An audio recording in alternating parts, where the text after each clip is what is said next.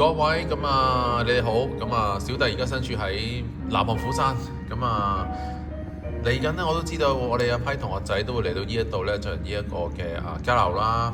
咁啊，小弟就今次就先行嚟呢度同大家進行一個嘅pre-trip 啊，即係事前同大家去睇下呢邊嘅環境點樣呢？咁樣好好啊，好大雨啊。咁啊，暫時就咩都去唔到，咁留喺一個室內度啦。咁啊，做呢段片同大家講下呢，就都好開心咧，分享翻呢，就係我哋嘅頻道已經有100個人咧 follow 啦。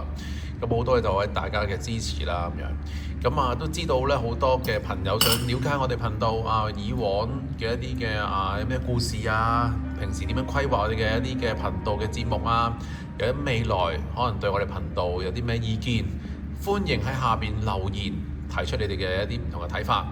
咁咧，我哋稍後時間睇下有冇機會咧，就安排一個快問快答嘅環節，一一同大家解答你哋嘅疑問啊、意見啊等等。我等緊你回覆，多謝各位支持。